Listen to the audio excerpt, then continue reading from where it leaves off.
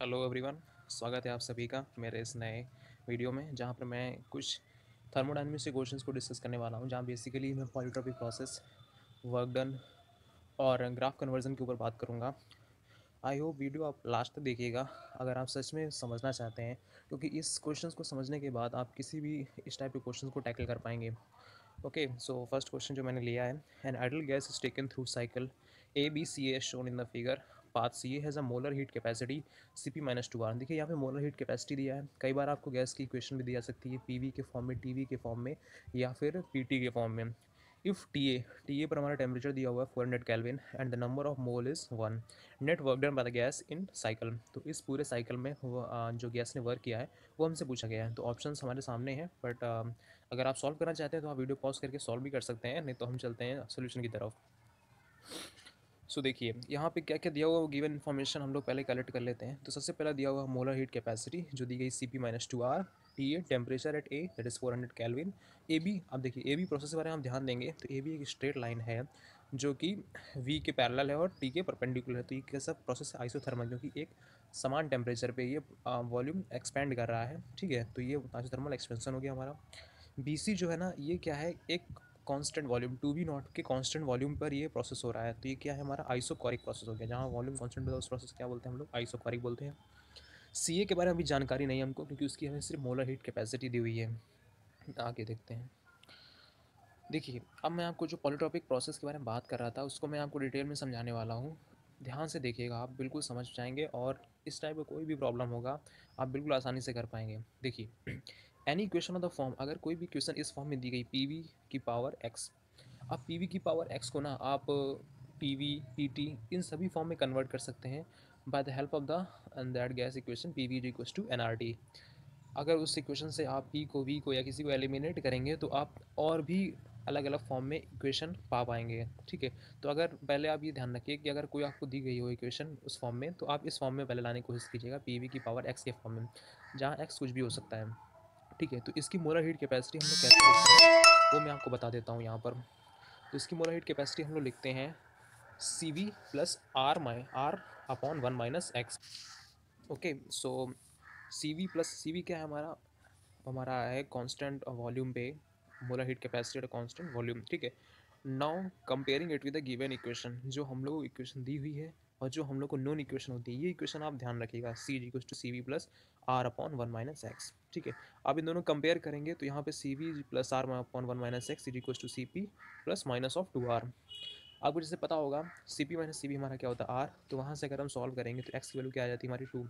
तो जो इक्वेशन है इस प्रोसेस की, जो वो कर दिया हुआ था सी वी, उस प्रोसेस की इक्वेशन हमारी क्या आ गई? पी वी स्क्वायर बराबर कॉन्स्टेंट। ठीक है भाई, ये आ गई। तो अब सी वी बराबर कॉन्स्टेंट, पी वी स्क्वायर बराबर कॉन्स्टेंट जो दिया हुआ है, अब उससे हम लोग वर्क कैसे निकालेंगे?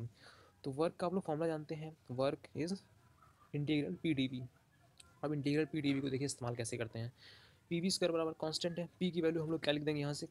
के अपॉन वी स्क्वायर। ओके, अब के अपॉन वी स्क्वायर जब इस वाली इक्वेशन में हम लोग पुट करेंगे, जो हमारा इंटीग्रल पी डी वी है, तो वहाँ से हमारा इंटीग्रेट होके आ जाएगा के इन द ब्रैकेट, यहाँ पे मैं बता रहा हूँ के in the bracket minus one by V, and जो हमारी लिमिट्स हैं टू वी नॉट से वी नॉट। ओके, अब देखिए ये हमारा फाइनली जो हमारा आंसर आया था यहाँ से के माइनस के अपॉन टू वी नॉट। इसको सॉल्व करने के बाद अब देखिए के की वैल्यू हम लोग कैसे ज्ञात करेंगे, कैसे निकालेंगे, उसके बारे में थोड़ी चर्चा कर लेते हैं। तो के की वैल्यू निकालने के लिए पहले हम लोग को एक इक्वेशन, जो हमारी आइडल गैस इक्वेशन है, that is P V equals to N R T, उसको ध्यान में रखनी है। आप इन दोनों को डिवाइड करेंगे तो हमारी क्या आ जाएगी? One by V equals to N R T by K. तो यहाँ से के की वैल्यू क्या आ गई? V N R T. अब अगर हम लोग वी एन आर टी जो इक्वेशन है, ये पूरे सी ए कर्व के लिए सेटिस्फाइड है, ये कहीं भी किसी भी पॉइंट के लिए ये वैलिड होगी। जो पॉइंट हम लोग को पता है वो क्या? एक ए पर हमको टेम्परेचर पता है, तो हम लोग ए पर ही इसकी वैल्यू ज्ञात कर लेते हैं, ए पर ही इसकी वैल्यू प्राप्त कर लेते हैं के पर क्या होगी, क्योंकि वो एक पॉइंट पर जो होगी वो हर जगह होगी। ठीक है, तो अगर हम लोग ए पर देखें तो क्या होगा? हमारा वॉल्यूम है वी नॉट और टेम्परेचर है टी नॉट। टी नॉट की वैल्यू क्या है? 400 केल्विन, लेकिन उसकी जरूरत नहीं, हम लोग टी नॉट से ही काम चला रहे हैं। ठीक है, V naught N R T T naught, तो के की वैल्यू आ गई। तो टोटल वर्क क्या आ गया? अगर हम लोग V naught N R T की वैल्यू के की जगह यहाँ रख देंगे, यहाँ पर के की जगह रख देंगे, तो हमारा वर्क पूरा आ गया minus N R T by two. ठीक है, ये बात आपको समझ में आ गई। अगर ये बात आपको समझ में आ गई है तो पॉलीटॉपिक प्रोसेस of किसी भी टाइप का क्वेश्चन होगा ना, अगर आपको वर्क निकालना होगा ना, तो आप इजीली निकाल पाएंगे। तो अब बारी आती है बाकी दो बचे हुए प्रोसेसेस का वर्क निकालने के लिए। तो देखिए वहाँ पे ए बी जो है, ए बी आइसोथर्मल दिया हुआ था। आइसोथर्मल वर्क निकालने की जो हमारा फॉर्मूला होता है वो हमारा होता है N R T L N V two by V one. V two जहाँ हमारा होता है फाइनल वॉल्यूम और वी वन होता है हमारा इनिशियल वॉल्यूम। एक और फॉर्मूला होता है N R T L N P one by P two. वो और कहीं से नहीं आता है, बस वो क्या होता है ना कि कांस्टेंट टेम्परेचर पे हमारी आइसोथर्मल गैस कंडीशन क्या होती है, पी वी बराबर कांस्टेंट। तो जो वी होता है वो some constant one by some constant by P होता है, जो हमारा सम कांस्टेंट बाई वी हो जाता है। तो वहीं से हम लोग अगर यहाँ पे पुट कर देते हैं तो बस वी टू की जगह पी वन आ जाता है और वी वन की जगह पी टू आ जाता है। ठीक है। तो यहाँ पर हम लोग को वॉल्यूम जैसे दिया हुआ था तो हम लोग वॉल्यूम वाली इक्वेशन लगाएंगे। तो वी टू जो हमारा वो फाइनल वॉल्यूम है, वी वन जो हमारा है वो इनिशियल वॉल्यूम है। N R T naught L N V two by V one लगा के तो हमारा वर्क जो आ जाता है वो आ जाता है N R T naught L N two. ठीक है। Work done B C isochoric process. Isochoric process में वर्क डन जीरो होता है क्योंकि इसमें कोई भी वॉल्यूम का चेंज नहीं होता है। ठीक है। तो आपको समझ आ गया होगा कि हम लोगों ने तीनों में वर्क निकाल लिया है। अब बस बारी है तीनों वर्क को ऐड करने की। जैसे आप तीनों वर्क को ऐड करेंगे तो हमारा फाइनल आंसर आता है ये N R T naught L N two minus half. Gas तो इस तरीके से हमारा पहला क्वेश्चन कंप्लीट होता है। अब इस टाइप का कोई भी क्वेश्चन होगा पर टॉपिक का आप इजीली कर पाएंगे। अब देखते हैं हम लोग दूसरे क्वेश्चन को जो ग्राफ से रिलेटेड है। A diatomic ideal gas changes its state from A to B as in the figure. ये देखिए डायटोमिक आइडल गैस जो है उसका पीवी कर्व हमें इस तरीके से दिया हुआ है। ठीक है, ए से बी में जा रहा है। अब क्या बोल रहा है, इसका यू टू वी कर्व निकालिए। मतलब यू क्या होता है, हमारा इंटरनल एनर्जी और वॉल्यूम के बीच क्या रिलेशन होगा ये हमें प्राप्त करना है, ज्ञात करना है। ठीक है। तो देखिए इसको करने का तरीका क्या है। पहले ए बी की इक्वेशन लिखने का प्रयास कीजिए। आप ए बी की इक्वेशन लिखने का ट्राई करेंगे तो आपको क्या मिलेगा, P is equals to minus A B plus B. हाँ ये कैसे लिख दिया भाई। देखिए आप इसको समझने का ऐसा प्रयास कीजिए कि अगर ये वी एक्स हमारा कोऑर्डिनेट सिस्टम होता तो वहाँ पे हम लोग इस लाइन की इक्वेशन कैसे लिखते हैं, Y is equals to minus M X plus C के फॉर्म में लिखते कि नहीं लिखते, क्योंकि इसका स्लोप क्या है, नेगेटिव है। ठीक है।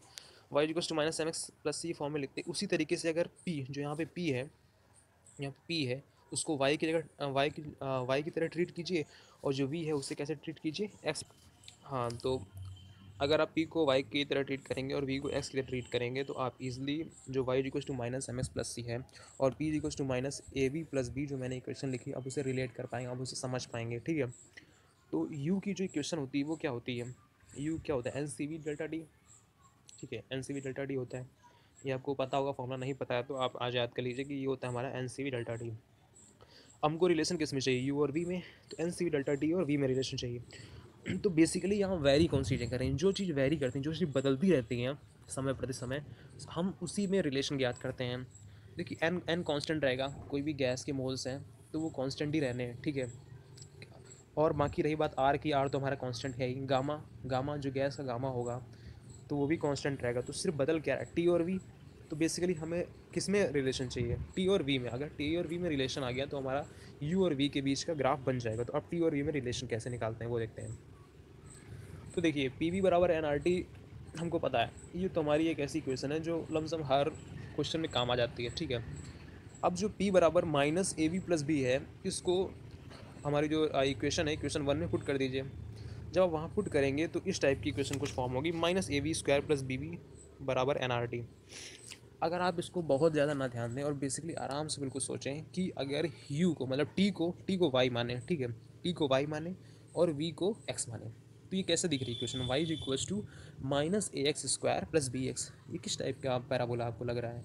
अच्छा पहले पैराबोला लग रहा है कि नहीं। हाँ तो ये बिल्कुल पैराबोला है, क्योंकि Y is equals to four A X या फिर Y square is equals to four A X या फिर Y is equals to four A X square. ये किस टाइप की इक्वेशन होती है, ये पैराबोला की ही इक्वेशन होती है। और जो Y equals to four A X square जो होता है ये ओपनिंग अपवर्ड पैराबोला होता है। ठीक है, ऊपर की ओर खुला हुआ पैराबोला होता है। Y equals to X square का ग्राफ आपने कई बार बनाया होगा, उसी से मैं बता रहा हूँ। अगर Y equals to minus X square graph बनाए होंगे आप तो वो नीचे की तरफ खुलता है। उसी तरीके से आप इसको देखिए तो कैसा लग रहा है आपको, Y equals to minus A X square plus B X. तो एक ऐसा नीचे की ओर खुलने वाला पैराबोला है जो कि थोड़ा शिफ्टेड है, जो कि अभी जीरो जीरो पे नहीं से कोऑर्डिनेट है, जो कि कहीं शिफ्टेड है। तो ऐसा आप देखेंगे कि ग्राफ में सिर्फ एक अकेला आंसर था, वो ये था। ठीक है, जो कि ओपनिंग डाउनवर्ड है, मतलब जिसका मुंह नीचे की ओर खुलता है और थोड़ा शिफ्टेड है। वो कैसा ऐसा पैराबोला सिर्फ एक ही ऑप्शन में था। आपको मैं क्वेश्चन फिर से दिखा देता हूँ, ये देखिए। तो सिर्फ ये दो ऑप्शन थे पैराबोला वाले, जिसमें से सिर्फ एक ही ऑप्शन था जो कि ओपनिंग डाउनवर्ड था। ओके, तो आप यहाँ से आराम से इसको टिक कर पाएंगे। अब लास्ट में मैं आपके लिए एक क्वेश्चन लाया हूँ जो आप सॉल्व करिएगा, और मैं इसका आंसर अपने नेक्स्ट वीडियो में ज़रूर दूंगा अगर आप यहाँ तक बने हुए हैं तो क्वेश्चन इस तरीके से है कि पहला एक ग्राफ दिया हुआ है टीवी का और दूसरा ग्राफ दिया हुआ है टीवी का। तो आपको इन दोनों में निकालना है वर्क डन। ठीक है, वर्क डन निकालना है दोनों गैस का, कि work done in first A to B क्या होगा, work done in second A to B क्या होगा, इनका रेशियो चाहिए मुझे। ठीक है, तो आई होप वीडियो आपको पसंद आई होगी। पसंद आई हो तो भाई लाइक वाइक कर देना, सब्सक्राइब कर देना हमारे चैनल को। और जो भी जेई से रिलेटेड जो भी अच्छे क्वेश्चन जो होते हैं वो मैं इसमें लेके आता हूँ और उनको बेहतर तरीके से, आसान तरीके से समझाने की कोशिश करता हूँ। लाइक कर दीजिए, सब्सक्राइब कर दीजिए और अपने दोस्तों में भी शेयर करिए ताकि लोगों को मेरे चैनल के बारे में पता चले। Thank you.